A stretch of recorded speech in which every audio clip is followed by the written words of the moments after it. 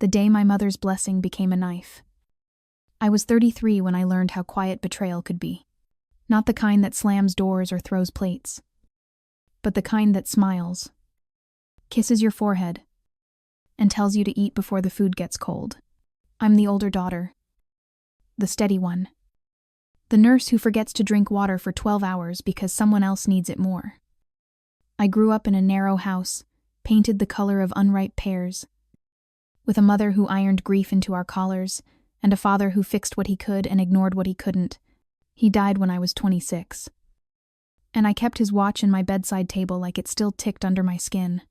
My little sister was always the kind who made trouble look like a crown.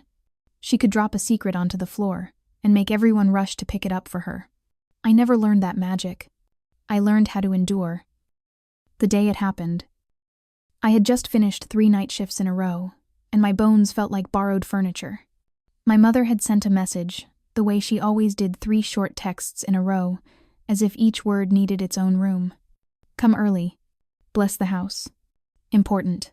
My sister and her husband had bought a fixer-upper 2 streets away from the one we grew up in, a pale blue bungalow with a porch that groaned like a tired animal.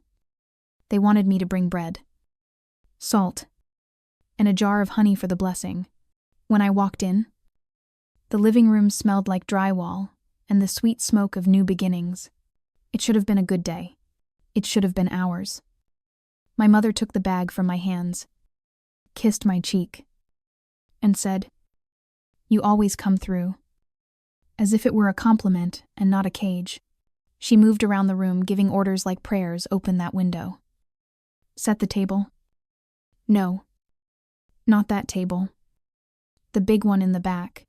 Family was everywhere, scattering laughter and advice. Aunts and uncles and cousins I had bandaged and consoled more times than I could count. In the middle of it all, my sister smiled at me in a way that felt like a measuring tape circling my ribs. The blessing was simple. You place the bread in the kitchen, so the home never knows hunger. Sprinkle salt for protection. Dip a finger into honey, and press it to the doorframe, so sweetness finds you. I did it all. I said the words my grandmother had taught me, soft and careful, like I was laying a shawl over the house. Everyone clapped, and my mother hugged me so tightly, my breath hiccuped. "You are our good heart," she whispered. To anyone else it would sound like love. To me it sounded like a law. When we sat to eat, my mother cleared her throat.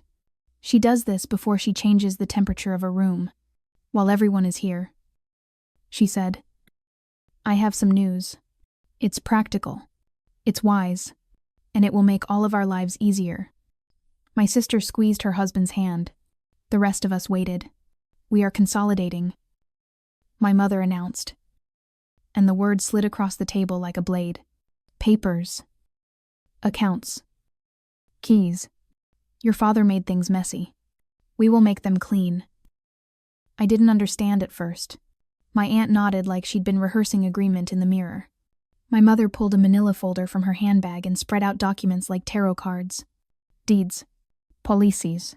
A list of items that once belonged to my father and, by extension, to the family. A watch.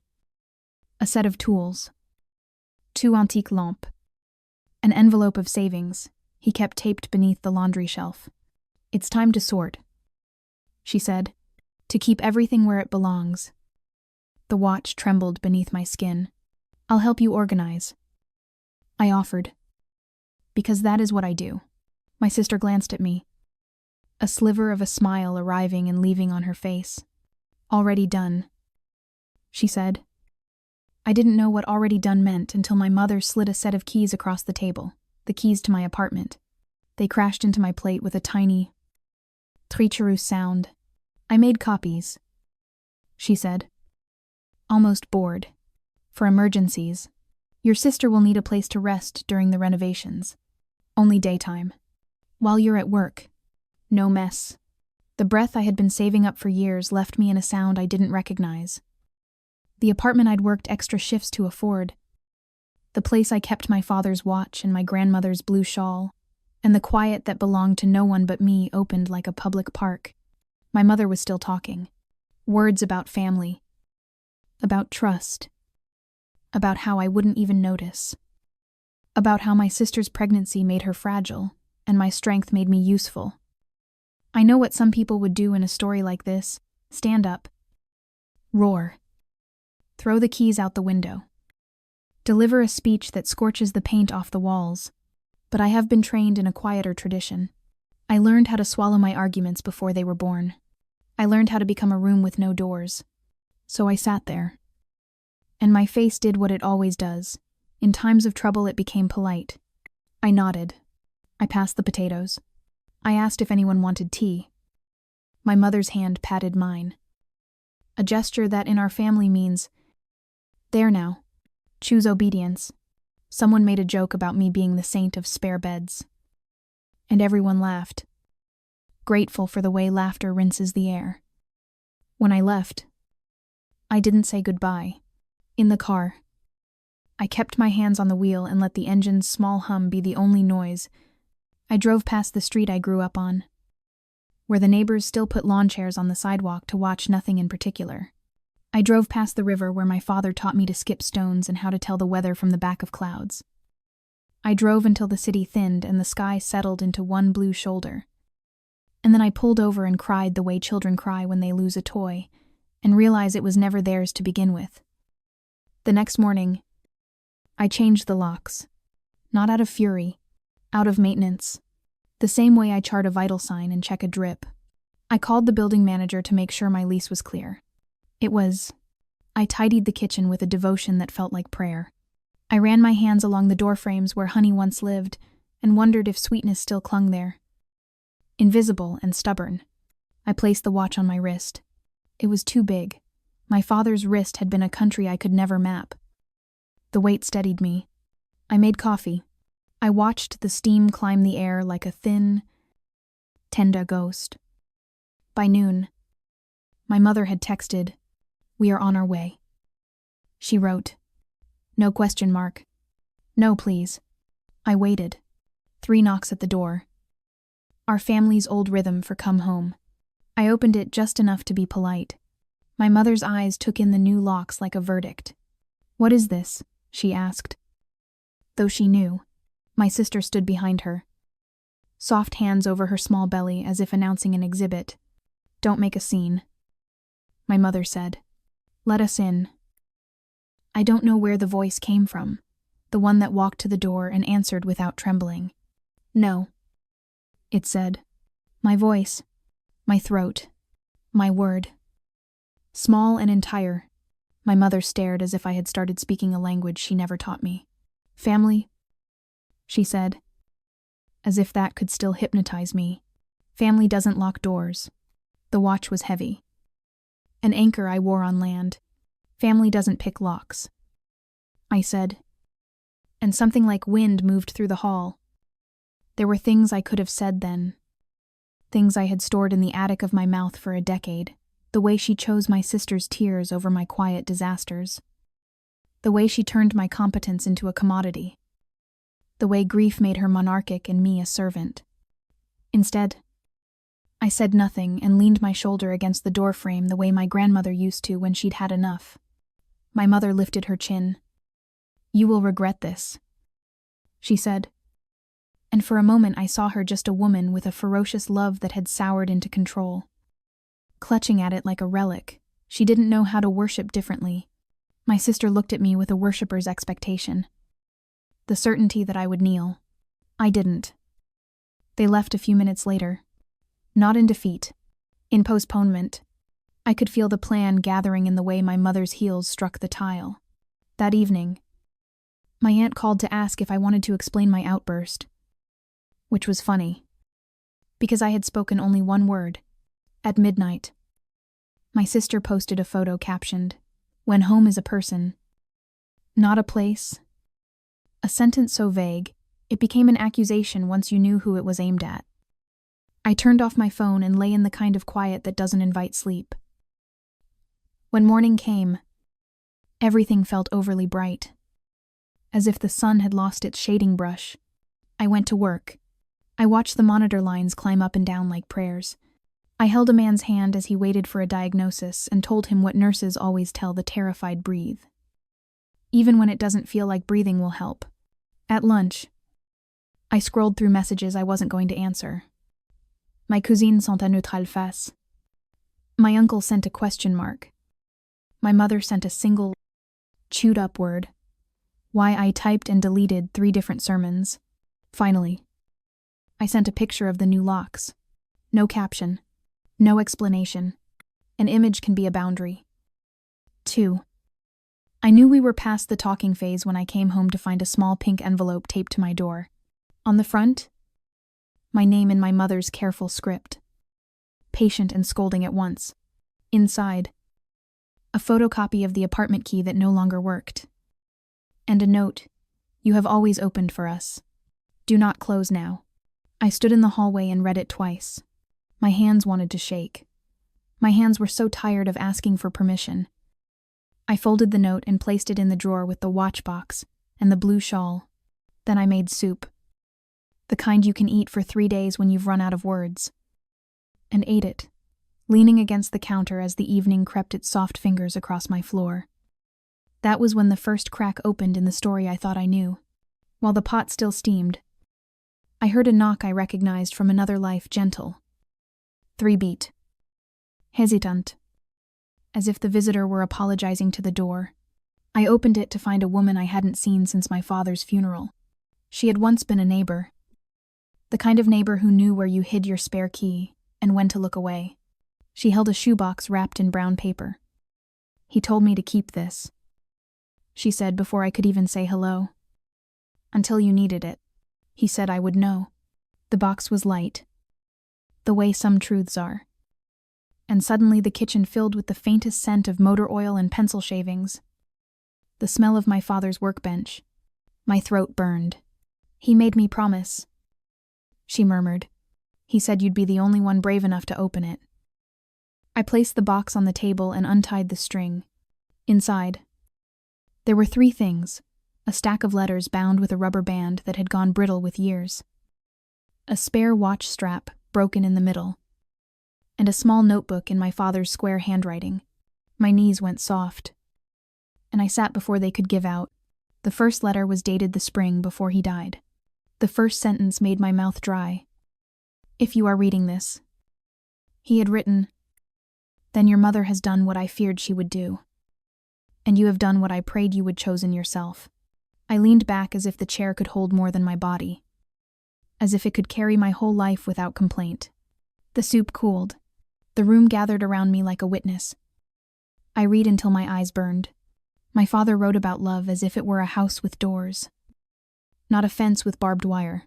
He wrote about my mother's hunger for control, born from her own childhood of cupboards that opened onto nothing. He wrote about how he'd tried to cushion us both and failed in different ways. He wrote about money I didn't know existed and a choice he'd made that would explain too much and not enough. When I got to the last page, I stopped breathing for a moment. There, in his neat block letters, was the kind of map that doesn't tell you where to go, only where you've been, and why the ground trembles under you when you try to stand still. The next morning I couldn't stop reading. I sat on the kitchen floor, knees pulled to my chest. The letters spread around me like feathers from some injured bird. My father had written them in ballpoint pen on hospital notepads, the kind I still used at work. Some were barely legible, shaky with exhaustion. Others were firm, his tone both gentle and certain, the way he used to speak when he wanted to save me from my mother's storms. He described things I had never known: how she had changed the beneficiary of one account, how she'd hidden bills to keep him feeling powerless, how he'd worried that my sister, born with my mother's same hunger for control, might someday use love as currency instead of kindness. If she turns your care into debt, he wrote, don't repay it. Let it be uncollected. I cried for hours, not because of what he revealed, but because of what he had tried to shield me from. The letters weren't a weapon. They were a map drawn by a man who wanted his daughter to stop walking in circles. He had left me one final instruction on the back page. You'll know what to do when you feel that old fear stirring. Do the opposite. That day, I requested a week off work. My supervisor didn't ask why she saw the red around my eyes and simply nodded. I spent that week like someone retraining their breath. I cleaned every drawer. I threw away what wasn't mine to carry anymore. My mother's voice in my head. My sister's entitlement. The guilt that smelled like hand soap. Then, on the last evening, I took the letters to the bank. There was a safety deposit box listed under my father's name that hadn't been claimed. The manager checked the record, raised an eyebrow, and said, "You're the authorized heir." Inside the box was a small black folder, brittle with age. Inside that, a property deed one I'd never seen. A small lakeside cabin registered solely in his and my name. Purchased a year before he died. He had left me a home. The irony nearly broke me. All those years I'd begged for a corner of space that belonged only to me. And it had been waiting by a lake an hour away. I drove there the next morning, before the thought could frighten me out of it. The road narrowed into silence. Trees leaning close like they were trying to listen. When I found the cabin, the door was stuck from disuse. Inside, dust moved in the light, like memory. The air smelled of pine. And something else, peace. Maybe. I cleaned for 2 days straight. I scrubbed until my palms hurt. I found a mug in the cabinet with a crack down the side and decided to keep it anyway. By the third evening, when I sat on the porch and watched the water blush under the sunset, I realized something dangerous. I didn't miss them.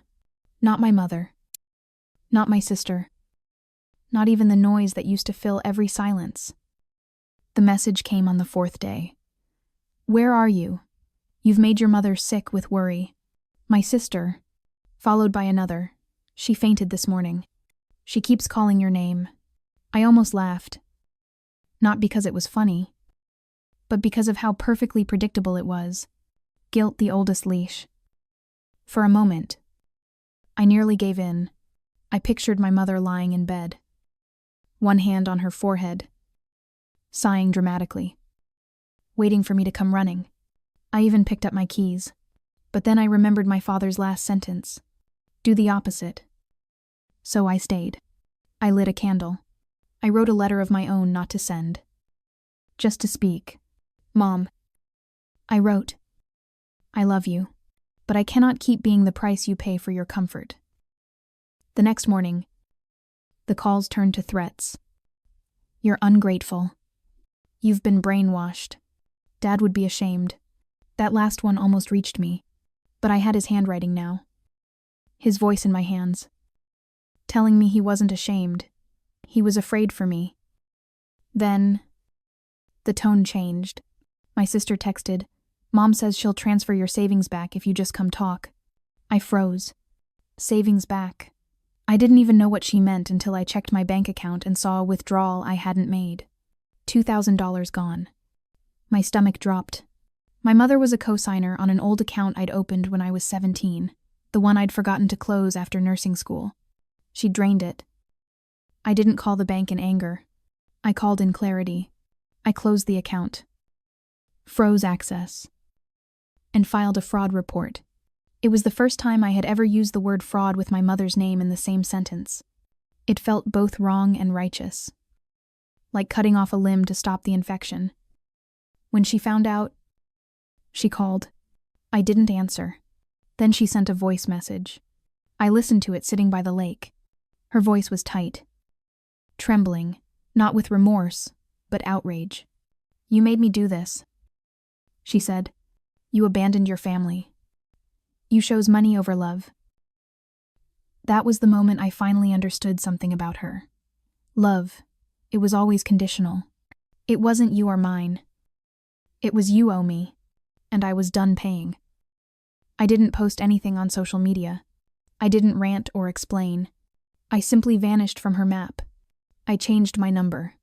I left my apartment lease to a friend and moved into the cabin full-time. For the first time since I was a child, I woke to birds instead of phone notifications. At night, I read my father's letters aloud, one by one. To the quiet, his words stopped sounding like a ghost and started sounding like company. He had written, You were never too much.